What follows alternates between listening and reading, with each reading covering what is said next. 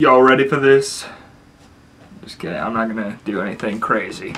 Next, you have been stopped. Hey guys, what's going on? It's Birdman here. I think you all know what I'm doing here. We're gonna hop right into Season 2, Episode 2 of Game of Thrones. Now, the last episode we watched introduced a lot of things, continued a lot of stories we're thinking, but mainly introduced new things like and really clarified that everyone in the realm wants to be king, which really, I think this is the first episode that it's felt like Game of Thrones, besides the episode where Cersei said it to Ned Stark. That was pretty Game of Thrones like there too. But anyways, I understand what this show's about now. I understand the power. The power is the thing in this show.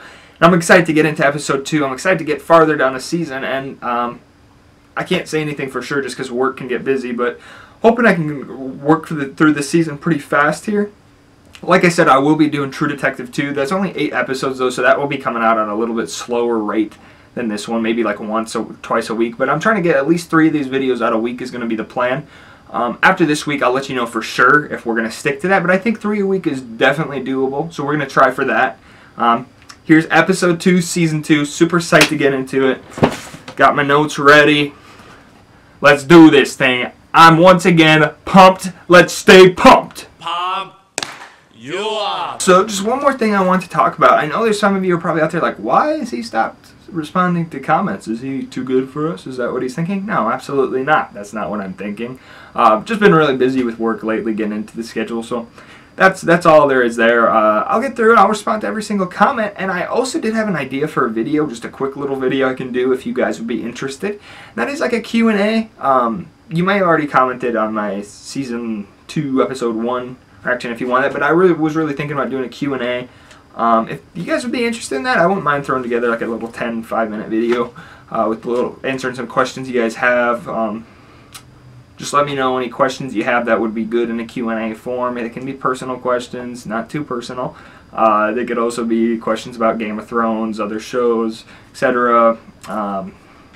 Other entertainment, really. So yeah, just let me know if you want to do that. And if you do want to do that, go ahead and put down a question in the comments if you'd like. You can do that on any video, really.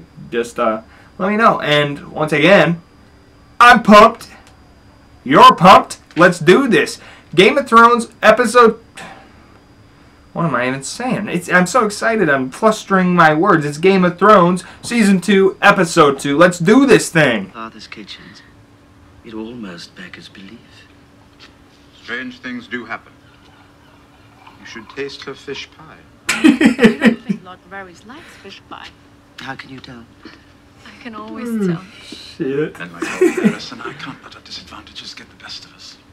We'll make a fisherman of him yet. I am glad your new friend was able to accompany you to the capital.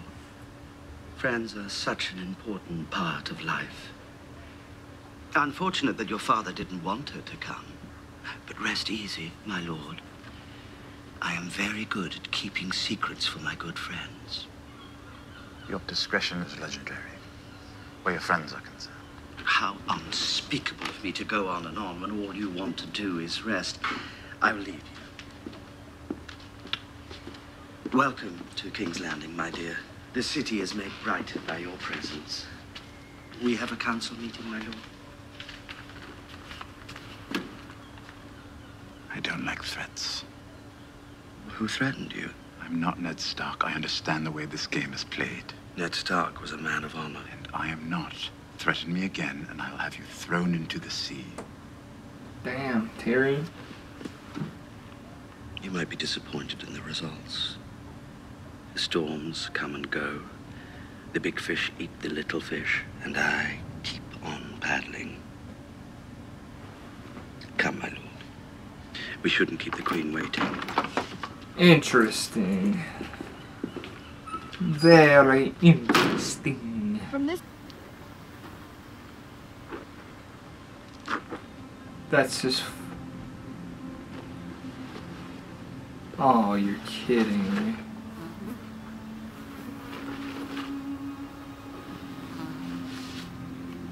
Who? You don't need to see this. He is blood of my blood.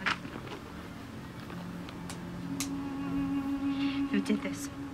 Called Pono, perhaps? Called Giagom?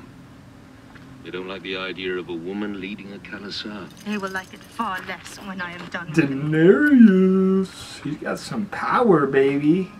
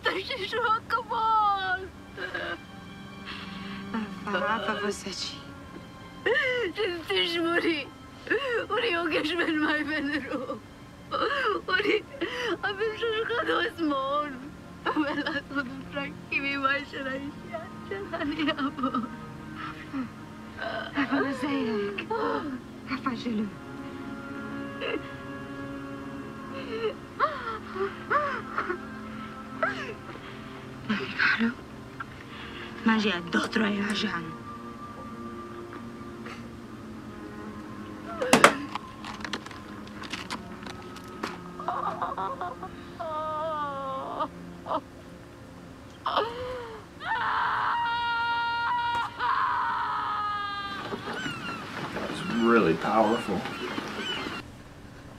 I can't sleep. Poor little baby. You know, you remind me of another girl. A lovely thing I once acquired from a leasing pleasure house. Beautiful. Like yourself. And intelligent. Like yourself. But she wasn't happy. She cried. Often. I asked her why, but we didn't have the kind of rapport that you and I have. Yes, it was quite sad. Girls from the Lycean pleasure houses are expensive. Extremely expensive. And this one wasn't making me any money. I hate bad investments. Really, I do. They haunt me. I had no idea how to make her happy. No idea how to mitigate my losses. A very wealthy patron, he offered me a tremendous amount of money to let him transform this lovely, sad girl.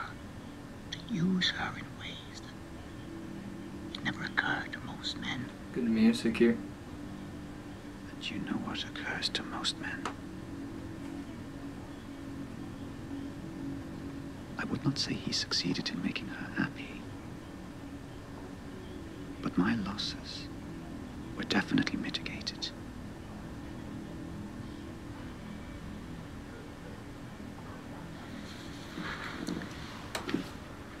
Take tonight off to mourn Megan's child. I'll see you tomorrow. And you'll be happy.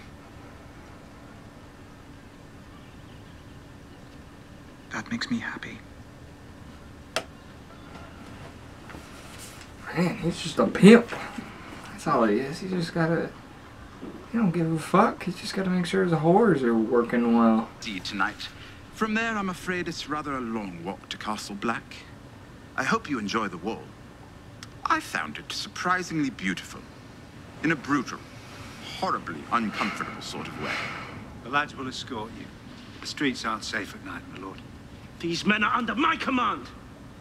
I command you to arrest this cutthroat. His name is Braun, and he is the Oh! new to watch. Yeah! I like this new regime. I have friends at court. Ah. Powerful friends. Oh. The king himself made me a lord.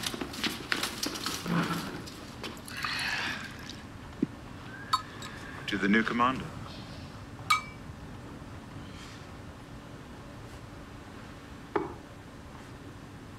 If I told you to murder an infant girl, say, still at her mother's breast, would you do it without question?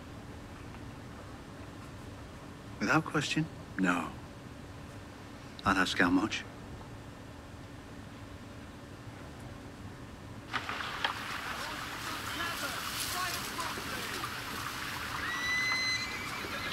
Wow. I'd ask Kamala, I'm sorry it was a late reaction, but Jesus, I just had to write that down. How did you get past the guards? Anything with a cock is easy to fool. My dear. Yara? Good to see you, brother. This is a homecoming I tell my grandchildren about. 100 men. She's killed men. She knows who she is.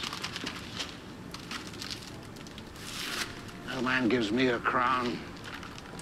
I pay the iron price. I will take my crown. That is who I am.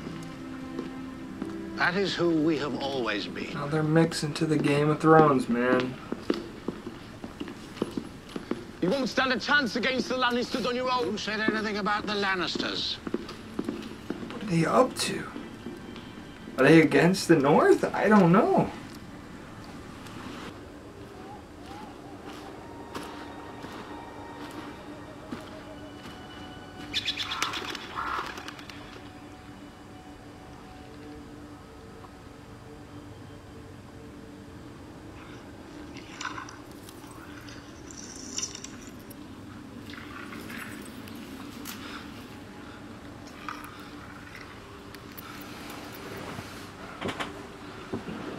What's old incest doing?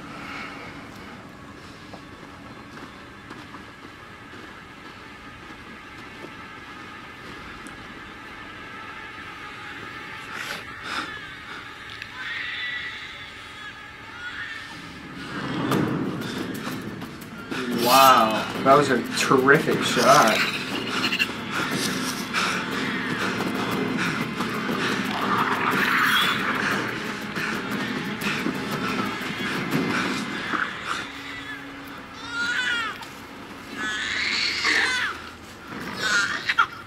Oh, son of a bitch.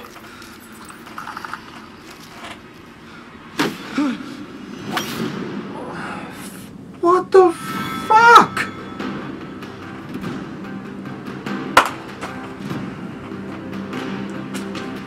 God damn it. Brilliant directing on that scene there.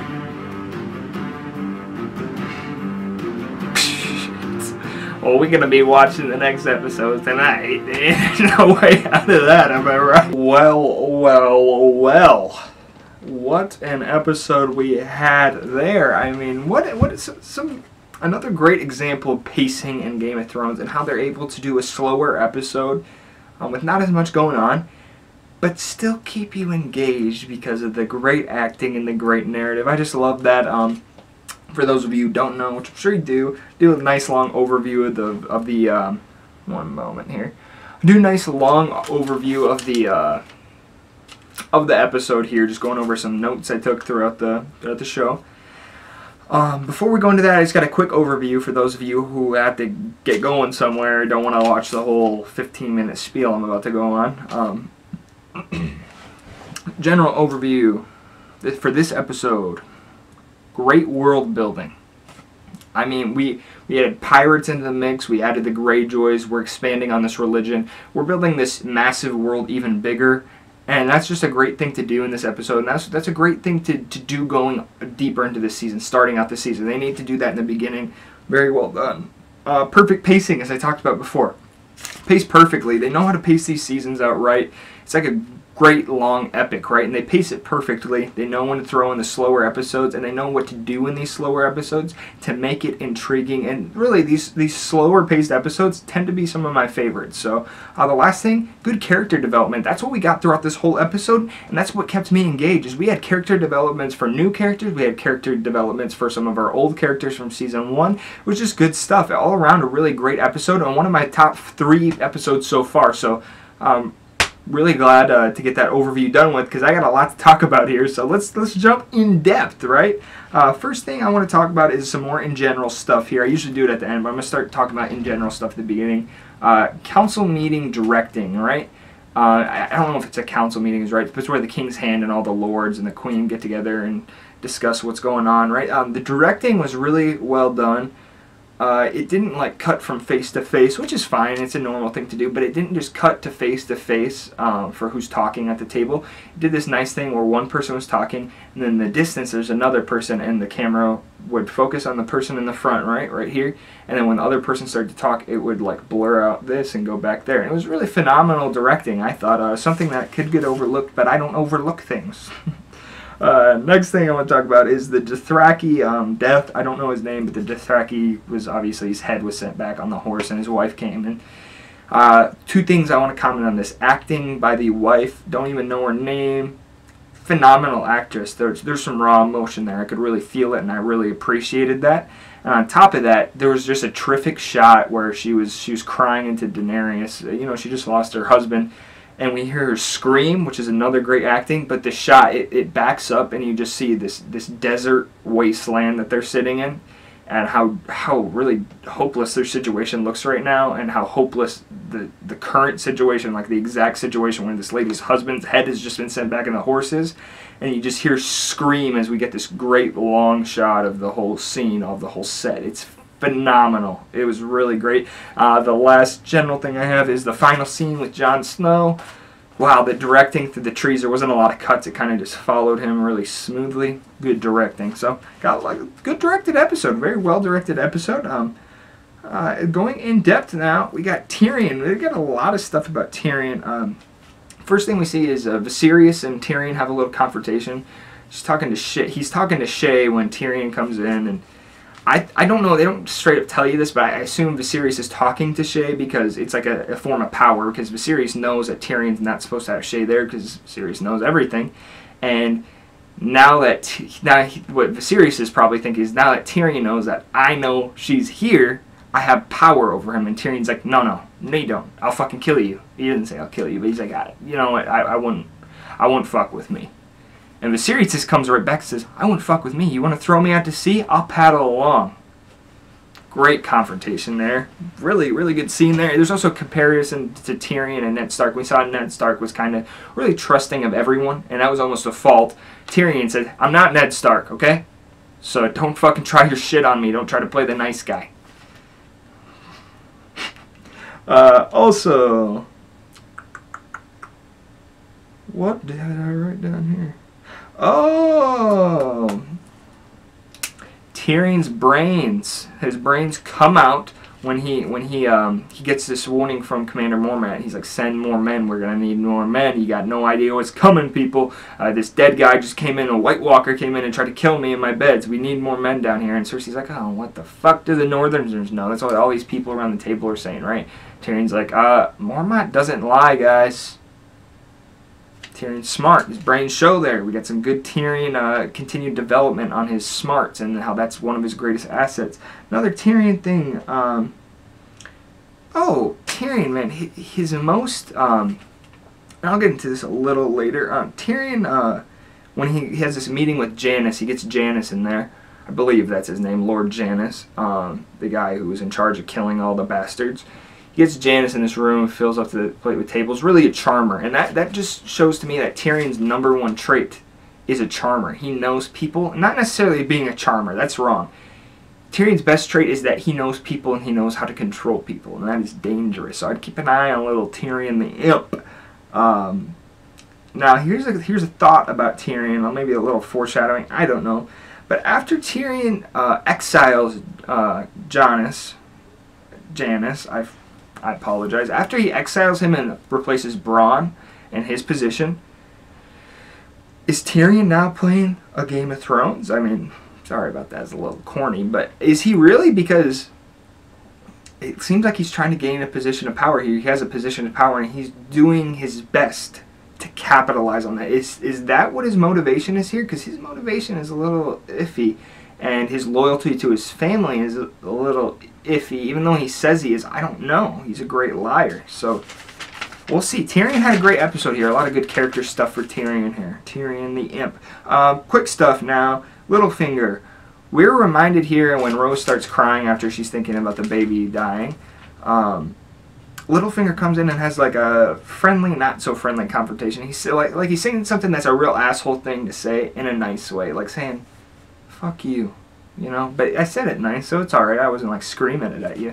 But he basically said, yeah, I used to have a whore that cried, and yeah, I had to sell her to this guy who really fucked with her, like literally fucked with her, mentally, physically, sexually, you know, all the above. And basically he was threatening her. And we're reminded at that moment that Littlefinger, although he's getting in all these politics, although he's trying to get the power just like everyone else, he's a pimp. That's what he is. He's a motherfucking pimp. So that's my note for Littlefinger. But I think it's a serious point, without my joke there. Like he is. That's what he is. That's his profession. He likes money. He's a money guy. We're gonna talk about another money guy after this, and that's his bread and butter. He's a pimp. He needs to make sure his whores are behaving well. Not that they're whores. I'm just saying how he would say it. Moving on. Bronn, right? Tyrion asked Bronn, if I asked you to kill an infant, would you do it? No questions? He's like, no questions? No, I'd ask how much. That revealed something huge about Bronn, and that is that his main motivation, similar to Littlefinger a little bit, Littlefinger's could be after power too. I'm not, Littlefinger's mysterious. But anyways, Bronn, I think with that line there, what that establishes that, dude, this dude's going to do anything to get his hands on some gold. So that was a good line there. It was a really good moment in the show as well. Okay, so Gendry the bastard. First, I just want to comment on his relationship with Arya, because I think it's going to be really cute. I think that's a really good friendship that they have brewing there in the show, and I think it's really organic as far as the acting goes. I think it's some great acting there going on. So I enjoyed that. But my main note on Gendry is that just a thought for the show is Gendry is one of the bastards of King Robert's that we've had some extra attention put on. Is there a chance that he's going to end up king? Right? Because he is the rightful heir, I believe, if the son of... He's got to be if he's the only bastard left. So he is the rightful heir. And it's such a cliche story, but they're doing it so well, so it's not cliche. It's cliche, but it's better done than it's ever been, similar to most things in Game of Thrones. And I just think it's like this kid who's been working as a butcher's boy, didn't know his dad. His dad was a king, but he didn't know that. He is going to end up the king. That'd be a good story. So I don't know if that's going to happen, but it was just a thought I had, so I thought I'd share it with you all. Okay, let's talk about some more character development. As you can see, there's a lot of character development here. Theon Greyjoy, he has a bit of a character crisis, I'm afraid, because he's going to Castle Greyjoy, and he's like, yeah, I'm the shit here. He's telling his little, this lady he's got in the cabin of the boat with him that he's screwing. He's like, I'm a big deal here, man. They're going to bring the ships out to me. Everyone's going to know me. I'm the last heir of the king. And he gets there. No one's there. He asks some guy and doesn't even acknowledge who he is. And then he gets to his dad, and his dad could hardly look at him. Treats him like a little shit. And it's just a bad character crisis for Theon, who I already think has a lot of problems. As far as the character goes, that's been really well displayed as far as his problem with women. He's a womanizer, and that's for a reason. That's because he did fall in love with Rose, I believe, but he just wasn't able to portray his emotions. And that'll make you a womanizer, you know? If you're not able to show your emotions and settle down. And he thought he was too good to be with a whore, right? Just living by titles. It's a bad thing to do. So Theon's got some character crises going on, and he just realized, hey, I am not a big deal anywhere. I'm not a big deal with the Starks. I'm not even a real kid there. I'm not even a big deal with my father, even though I'm his only son. It's tough stuff for Theon, man. I feel bad a little bit. As for Lord Greyjoy goes too, we're expanding the Game of Thrones, right? Lord Greyjoy, I don't really know for sure, but he wants to be king. He says he's going to take it. He's going to kill everything in sight to become king, because he has a line, he's like, did you get that the iron way or the gold way? The iron way means you got it off of the person you killed, right? Your victim. And the gold way means you bought it. He's not planning to buy his crown, man. He's killing everything in sight. He's like, I'm going to take that, I'm going to become king the iron way. Great line. I don't know if anyone missed that, but it should not have been missed, because that is a phenomenal line. I don't know if it's written by George R.R. Martin or if it was written by an adaptive script writer, but it's a phenomenal line. He's going to take it the iron way, and that was a great scene. So Theon Greyjoy joining the Game of Thrones to try to get that Iron Throne. Hey, Iron Throne getting the iron way. That foreshadowing? Who knows? We'll see. Oh yeah. So we're talking about world building here, just quickly. The pirate, I believe his name's Salador or Salazar.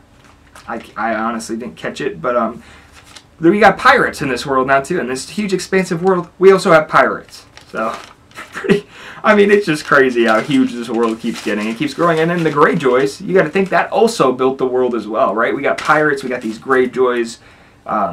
You walk into Theon Greyjoy's like room. It's got the octopus up the wall. It's a whole nother world, right? We got more worlds within worlds. We got pirates. We got. It's just phenomenal. It's phenomenal world building. The world keeps getting bigger and bigger, and I'm fully enthralled in this story. And I apologize. The guy who goes to recruit the pirates, I'm sure you guys will let me know in the comments, and I appreciate it. But I don't know his name. He's like Stannis' right-hand man. He literally tells his son, like, Stannis is my god. You want to know who my god is? I've seen people pray to everyone. Stannis is my god because he's given me a chance, right? That shows us how powerful Stannis is and how man, he's got to be something great, right? To get that many people united behind him, to get people to literally change their religion for him, to have someone look to him as a god. That is crazy, and that line's more for Stannis than for the unknown guy I'm talking about here. I know he's a big character. I should probably know his name, but I just never caught it. But anyway, Stannis, he sees Stannis as a literal god, which is just amazing to me. Oh, Joffrey. It's some good Joffrey character development in this. You're probably like, Joffrey wasn't even in this episode, man. He's not in this episode. Well, yeah, it's some good character development because we learn that he was the one, not Cersei, behind the killing of all the bastards. And, you know, that was actually my first thought when I thought of it, because I'm like, Joffrey's not going to want anyone to threaten the throne. That was my first thought. I'm not lying to you guys. I should have said it. But yeah, it wasn't too much of a surprise to me, but I was still like, oh, like when it was confirmed, right? But anyways, it just shows how real paranoid he is. And he's got the classic case of, like, the big little man syndrome, where it's like, you got a small penis, so you got to do other things to prove, like, hey, I'm the man. Like, I'm going to chop off Ned fucking Stark's head. Fuck sending him away to exile. I'm chopping off his head. Oh, yeah? You're going to... He's telling his mom. He's about to kill his mom, man. He's proven... He feels like he's got something to prove, and he's already unstable, and it's looking bad. I don't know. He's gonna continue doing shitty things. He's gonna continue ruining lives. Continue ruining my lives by killing characters like not Robb Stark. God, please, God, don't kill Robb Stark. But killing characters like Ned Stark. He's just ruining lives here. But eventually, that kind of behavior is gonna bite him in the ass. So, good Joffrey character development. Great writing. George R. R. Martin / adaptive script writers by working that into the narrative without even having the character in the episode. I applaud you. Last thing I have, not last thing, but one of the last things I have is Stannis. A couple notes on Stannis here. His religion seems to have been a way to win the war, which I was kind of curious. Like, why did they switch religions? Melisandre kind of tells him, like, hey, you got to have faith, you'll win this war. So that was interesting to me. So I'm really intrigued with Stannis now. I'm really intrigued with this character. He's super interesting, which makes him one of my favorite characters, even though he seems kind of harsh and kind of like an asshole sometimes. Next thing I want to talk about regarding Stannis is having a son was a big deal to him. I'm not going to be able to show the scene because it's a little too hot and heavy for the YouTube. But, yeah, like when Melisandre's like, I'll give you a son, your wife could never give you a son, she's kept giving you stillborns, which was some interesting look into Stannis' life that we haven't seen before. But when he says that, he's like, at first he has his reservations about having intercourse with Melisandre just because he's a very faithful man, it seems like. But right when she says, I'll give you a son, it's like, boom, you're going to Bone Town, you know? So that's interesting. That's a big character trait for Stannis. Last thing I gotta talk about, Jon Snow's scene. I already talked about how greatly directed it was, but what does it mean going on to the next episode? This guy's been just leaving his babies out to die, all the boys. I'm not 100% clear on that, but that's what it looked like. Someone was picking it up. Was it a Nightwalker? Yeah, I might have to go back and rewatch that scene, but what does this mean? Jon Snow was captured. What does this mean for Mormont? What does this mean for his whole group? Is it going to be an all-out bloodbath there? I don't know. I know you're probably expecting some sort of cool prediction from me. But man, I'm blanking out. I don't know what's gonna happen. I think it's gonna. I don't think this guy. He already didn't like Jon Snow, right? Old incest man. I don't know his name either. I just call him incest man, who sleeps with his daughters and is a freak. He already didn't like him. Now that this happened, he's gonna kill him. Right? That's what he's gonna try to do, and someone's got to save him. Unless they fucking kill off Jon Snow too. But well, I mean, who knows what could happen. I'm really excited to get into the 3rd episode, so that'll, I mean, I might just watch it right now, okay? So, anyways, guys, that's what I had for you today. Peace and love. Thank you so much for watching. Have a great night or day, midday, whatever you're having. I'm out of here. I've been busy working all night, and I'm telling everybody I'ma get it right. They know what I'm living like. I've been busy going all out, and